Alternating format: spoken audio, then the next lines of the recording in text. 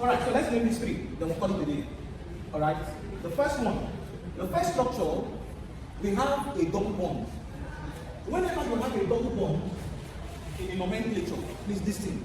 Whenever you have a double bond in nomenclature, your aim, you must count in the direction of the carbon having the double bond. Please listen, I would have explained something to you, but there's no time. There's something they call olefinic carbon.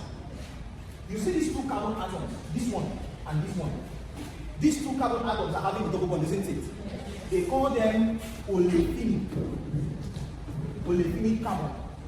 Olefinic carbon are the carbons having the double bond. But the carbon before the carbon having the double bond is called aligning carbon. There is something they call aligning substitution reaction. Let me take it again. Let me count. Let me take it. Olefinic carbon are the two carbons sharing the double bond. But the carbon that is the neighbor of the carbon having the double bond, to put it in more understandable English, the carbon next to the olefinic carbon is called the aligning carbon. Let me spell. Aligning carbon. Aligning carbon is this. This is aligning. This is olefinic. Aligning carbon is the carbon close to the olefinic. Olefinic carbon is the carbon having the double bond. There are some organic chemistry terms that if you understand, you won't have issues with the reaction. If they tell you aligning substitution, it means the substitution reaction is with this carbon. If they tell you olefinic substitution, it means the solution is with the what? Olefinic carbon. Alright, so let's name this. We're not looking at reactions now. We're looking at reactions. Let's name this. Now look at this.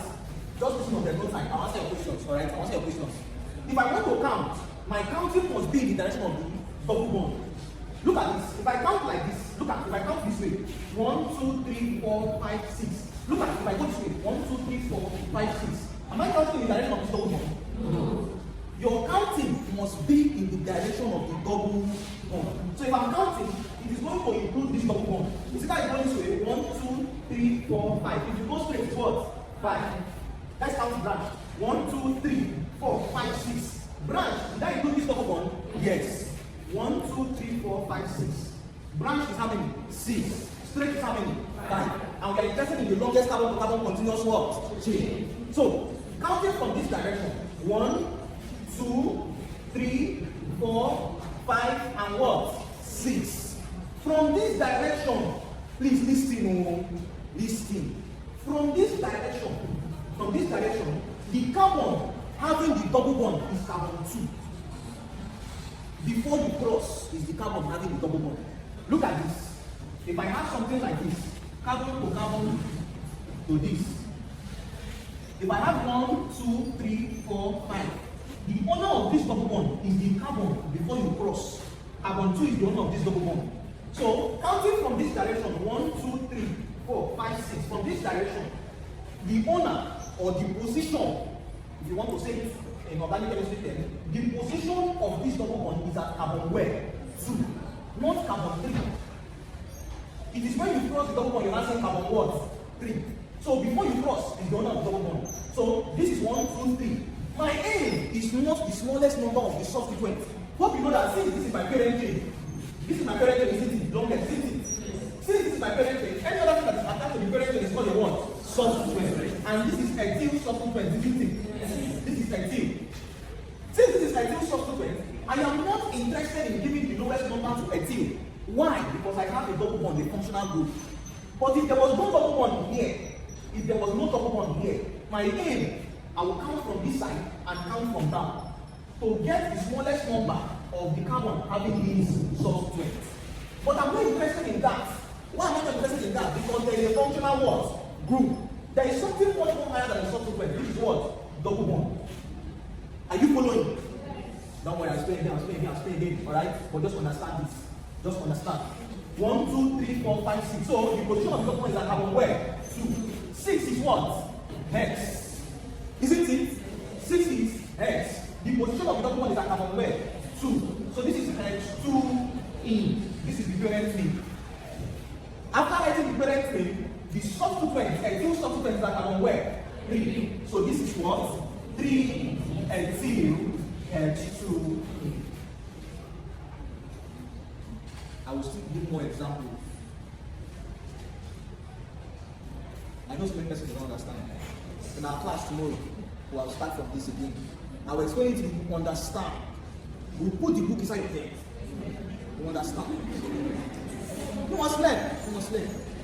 I wasn't impressed though when your lecturers were telling me your performance were bad. What was the basis of an tutorial? I wasn't impressed. So this time around, I'm not talking about general. Private students will open their head, put the book, you learn. Structure 2. In structure 2, I have a double bond and a rod. Please take note, take note, take note, take note. Whenever you have a double bond and a triple bond, we give consideration to double bond and not triple bond. Now somebody might ask why. Please take that reason. Why? Is because alphabetically, in comes before I. I'm going to spell it. In a structure where you have a double bond and a triple bond, which one do we give preference to? Double bond. Are we following? Please take that down. In a structure where you have a double bond and a triple bond, we give preference to what? Double bond. And not triple bond. Please listen, because when the person is secondary school. Look at this. Since I have a double bond here and I have a triple bond here, some persons will start counting from here that is closer to the triple bond. No. You count from this direction that is closer to the what? Double bond. Whenever you have a double and a triple, where do you start counting from? The side goes to double bond. This is 1, this is 2, this is 3, this is 4, this is 5, and this is what? 6. Who knows why I started counting from this direction and not the other direction? We give preference to what? Double bond. Alright, so from this direction, this is my parent chain. This is my parent chain, isn't it? How many carbon? 6. I have one subsequent. This is my parent chain. Any other thing that is not part of the parent chain is called a what? Subsequent. This is my subsequent, alright? Since I have 6, 6 is called what? Hex. Isn't it? 6 is called what? Hex. I have a double bond and I have a triple bond. The double bond is at position what? Or carbon what? Good. Triple bond is at carbon what? 4. Thank you. Before you cross, double bond is at carbon 2, triple bond is at carbon what? 4. So this is hex 2. Let's write it properly. Let's write it here. This is hex 2 in and 4 and. Hex 2 in 4 what? And. Telling you that in the double bond is at carbon where? 2. And the triple bond is at carbon where? 4. Please observe how I'm writing this. I'm separating a number and a word with what? Hyphen. If you write this like this in exam, hex 2 in 4 and. This is a word. This is not organic chemistry. It's wrong. According to Andy Park, you separate a word and a number with hyphen. You separate a word and a number with hyphen. Alright? You separate a word and a number with what? Hyphen. After writing the parent name, I have a supplement. The supplement I have on where? 2. I wrote parent name first. After writing parent name, now supplement. Supplement is this is what? 2 words. Methyl. Hex 2 words in 4 and. 2 methyl, hex 2 in 4 words. And. Are we following? Whenever you have a double bond and a triple bond, you give preference to which one? Double bond. Observe, alphabetically, E came before what? Y. 2 in, 4 and. The last structure, so we can go back class, according to this. The last structure we have there.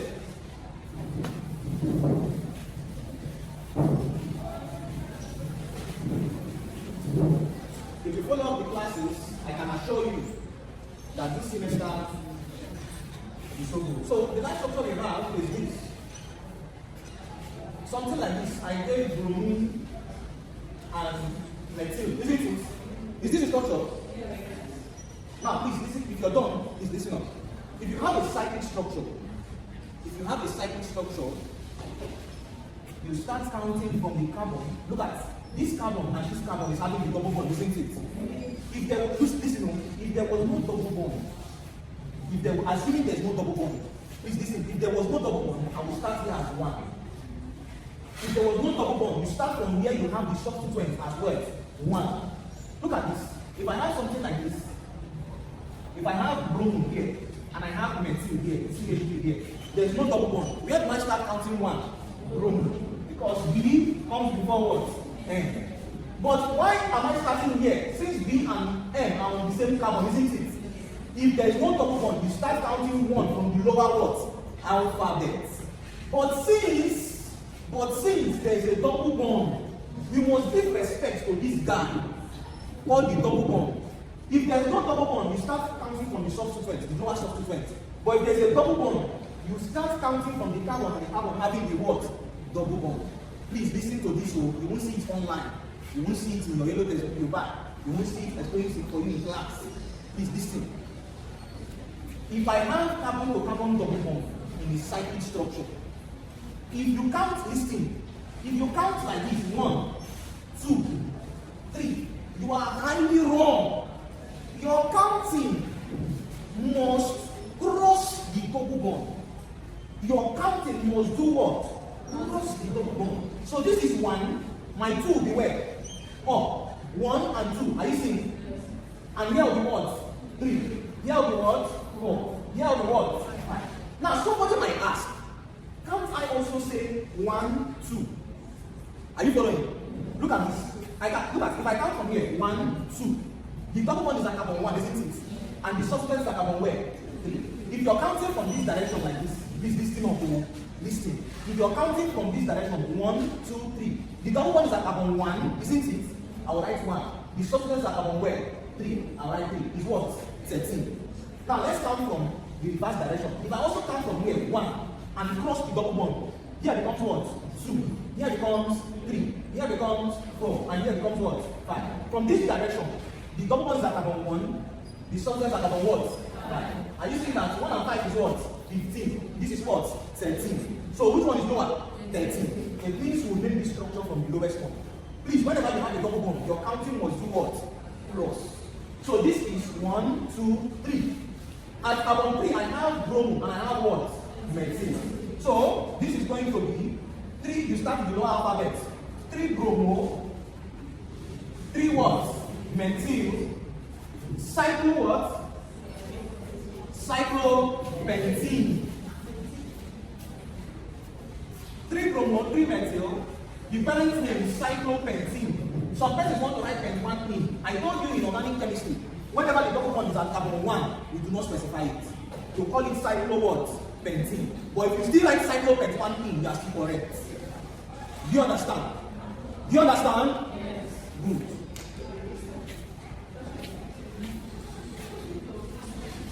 If there was no substituent in this one, if there was no substituent, this is just cyclopentene. It's only the counting. If there was no substituent, this is just cyclopentene or cyclopentene.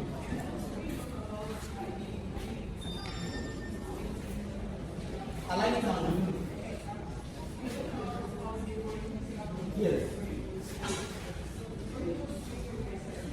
For which side? About 3.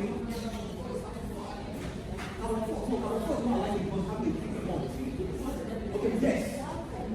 This one is for the thing. This one is aligned. The 53 is not there. Yes.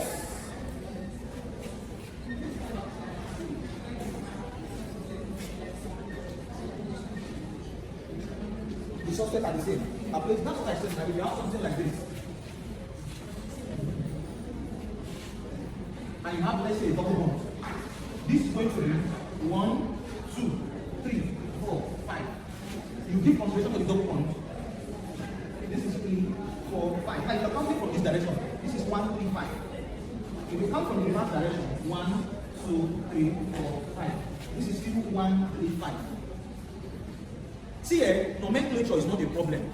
I'm going to teach nomenclature in 3 consecutive classes because your test is all about nomenclature. Your test is nomenclature isomerism. There's no reaction. It's exam that's reaction. Alright?